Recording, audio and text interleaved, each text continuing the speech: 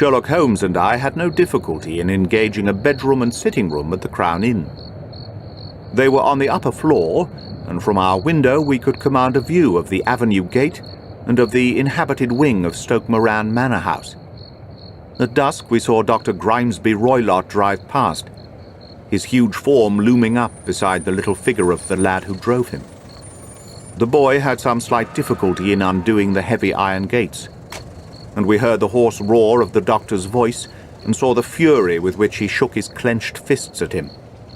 The trap drove on, and a few minutes later we saw a sudden light spring up among the trees as the lamp was lit in one of the sitting rooms. "Do you know, Watson," said Holmes as we sat together in the gathering darkness, "I have really some scruples as to taking you tonight. There is a distinct element of danger. Can I be of assistance?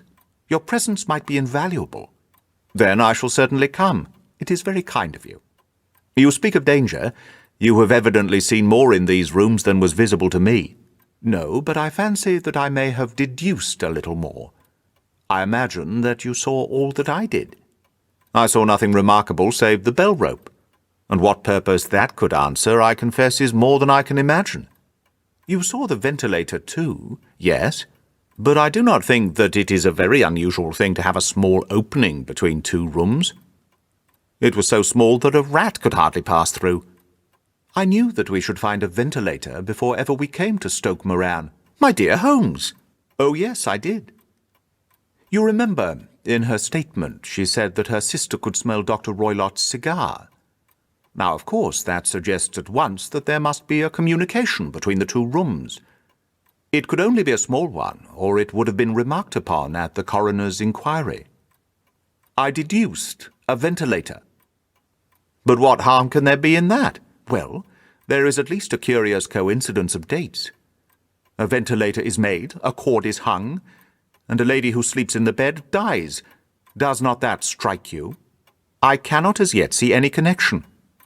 "Did you observe anything very peculiar about that bed?" "No."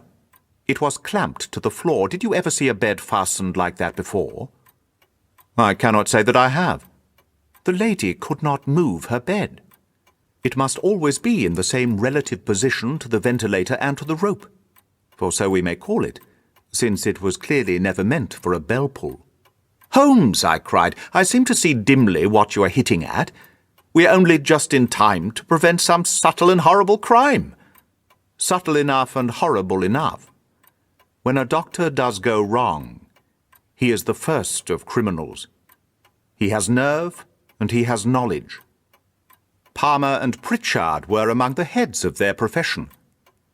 This man strikes even deeper, but I think, Watson, that we shall be able to strike even deeper still. But we shall have horrors enough before the night is over. For goodness' sake, let us have a quiet pipe and turn our minds for a few hours to something more cheerful." About 9 o'clock the light among the trees was extinguished, and all was dark in the direction of the manor house. 2 hours passed slowly away, and then suddenly, just at the stroke of 11, a single bright light shone out right in front of us. "That is our signal," said Holmes, springing to his feet. "It comes from the middle window." As we passed out, he exchanged a few words with the landlord, explaining that we were going on a late visit to an acquaintance, and that it was possible that we might spend the night there. A moment later we were out on the dark road, a chill wind blowing in our faces and one yellow light twinkling in front of us through the gloom to guide us on our sombre errand.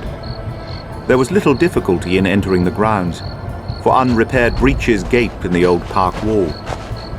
Making our way among the trees, we reached the lawn, crossed it, and were about to enter through the window, when out from a clump of laurel bushes there darted what seemed to be a hideous and distorted child, who threw itself on the grass with writhing limbs, and then ran swiftly across the lawn into the darkness. "My God," I whispered, "did you see it?"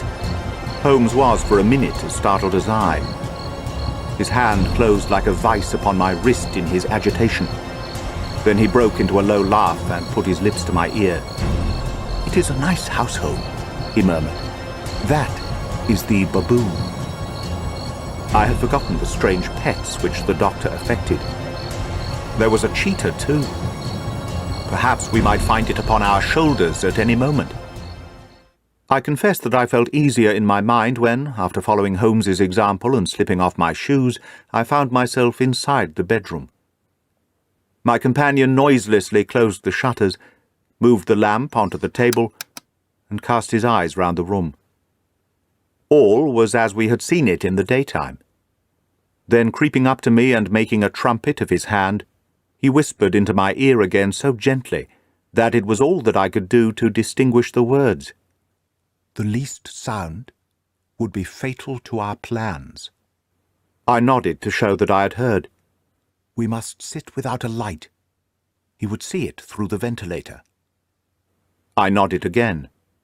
"Do not go to sleep. Your very life may depend upon it. Have your pistol ready in case we should need it. I will sit on the side of the bed, and you in the chair." I took out my revolver and laid it on the corner of the table. Holmes had brought up a long, thin cane, and this he placed upon the bed beside him. By it he laid the box of matches and the stump of a candle. Then he turned down the lamp, and we were left in darkness. How shall I ever forget that dreadful vigil?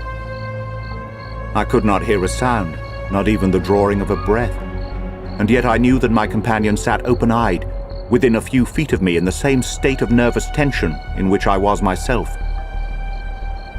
The shutters cut off the least ray of light, and we waited in absolute darkness.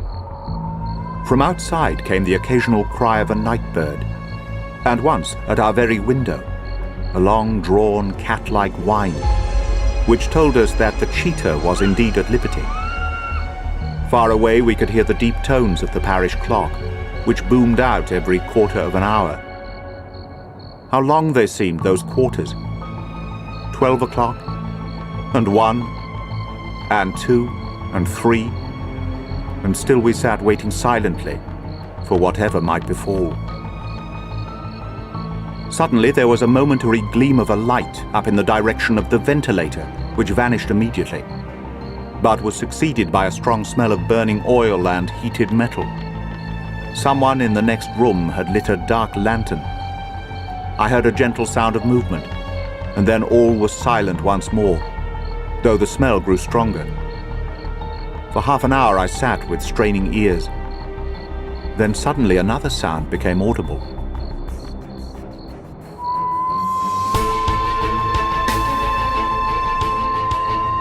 The instant that we heard it, Holmes sprang from the bed, struck a match, and lashed furiously with his cane at the bell pull. "You see it, Watson?" he yelled. "You see it?" But I saw nothing. At the moment when Holmes struck the light, I heard a low, clear whistle. But the sudden glare flashing into my weary eyes made it impossible for me to tell what it was at which my friend lashed so savagely. I could, however, see that his face was deadly pale and filled with horror and loathing. He had ceased to strike, and was gazing up at the ventilator, when suddenly there broke from the silence of the night the most horrible cry to which I have ever listened. It swelled up louder and louder, a hoarse yell of pain and fear and anger, all mingled in the one dreadful shriek. They say that away down in the village and even in the distant parsonage, that cry raised the sleepers from their beds. It struck cold to our hearts, and I stood gazing at Holmes and he at me, until the last echoes of it had died away into the silence from which it rose. "What can it mean?" I gasped. "It means that it is all over," Holmes answered, "and perhaps after all it is for the best. take your pistol, and we shall enter Dr. Roylott's room." With a grave face he lit the lamp and led the way down the corridor. Twice he struck at the chamber door without any reply from within.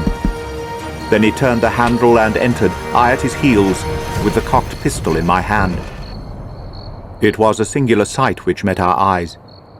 On the table stood a dark lantern with the shutter half open, throwing a brilliant beam of light upon the iron safe, the door of which was ajar. Beside this table on the wooden chair sat Dr. Grimesby Roylott, clad in a long grey dressing gown, his bare ankles protruding beneath, and his feet thrust into red, heelless Turkish slippers. Across his lap lay the short stock with the long lash, which we had noticed during the day. His chin was cocked upward, and his eyes were fixed in a dreadful, rigid stare at the corner of the ceiling. Round his brow, he had a peculiar yellow band with brownish speckles, which seemed to be bound tightly round his head. As we entered, he made neither sound nor motion. "The band, the speckled band," whispered Holmes. I took a step forward. In an instant his strange headgear began to move, and there reared itself from among his hair the squat, diamond-shaped head and puffed neck of a loathsome serpent. "It was a swamp adder," cried Holmes, "the deadliest snake in India. He has died within 10 seconds of being bitten. Violence does in truth recoil upon the violent, and the schemer falls into the pit which he digs for another. Let us thrust this creature back into its den, and we can then remove Miss Stoner to some place of shelter, and let the county police know what has happened." As he spoke, he drew the dog whip swiftly from the dead man's lap, and throwing the noose round the reptile's neck, he drew it from its horrid perch, and carrying it at arm's length, threw it into the iron safe, which he closed upon it.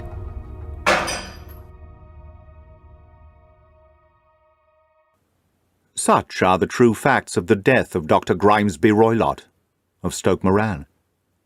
It is not necessary that I should prolong a narrative which has already run to too great a length, by telling how we broke the sad news to the terrified girl, how we conveyed her by the morning train to the care of her good aunt at Harrow, of how the slow process of official inquiry came to the conclusion that the doctor met his fate while indiscreetly playing with a dangerous pet.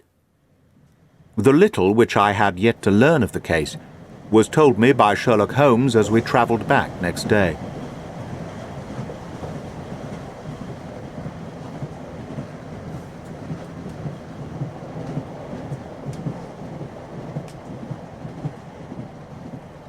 I had come to an entirely erroneous conclusion, which shows, my dear Watson, how dangerous it always is to reason from insufficient data.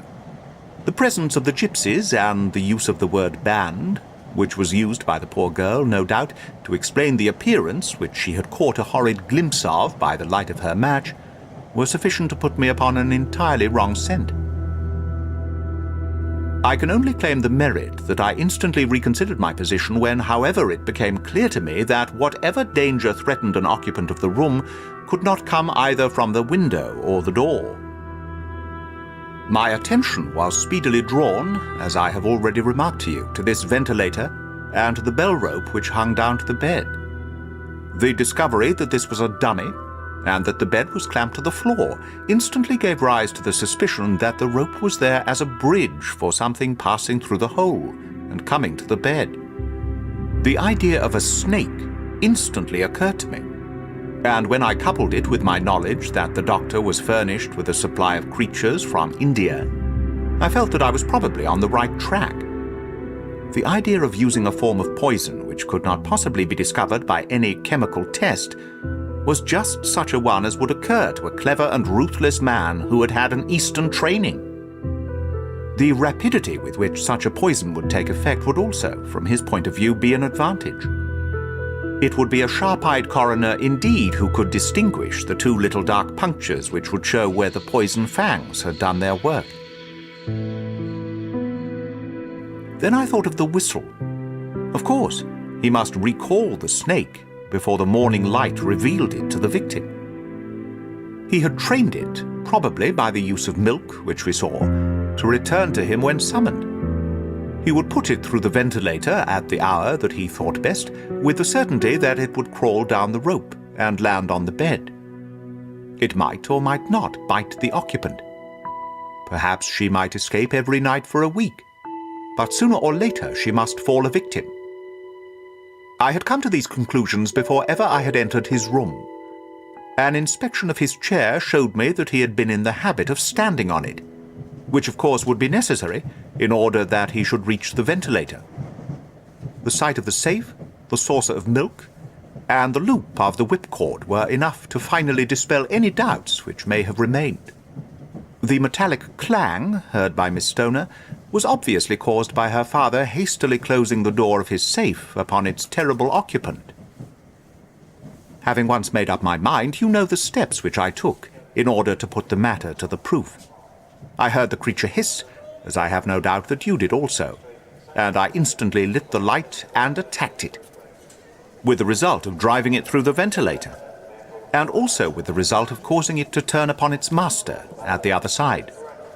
Some of the blows of my cane came home and roused its snakish temper, so that it flew upon the first person it saw. In this way I am no doubt indirectly responsible for Dr. Grimesby Roylott's death, and I cannot say that it is likely to weigh very heavily upon my conscience.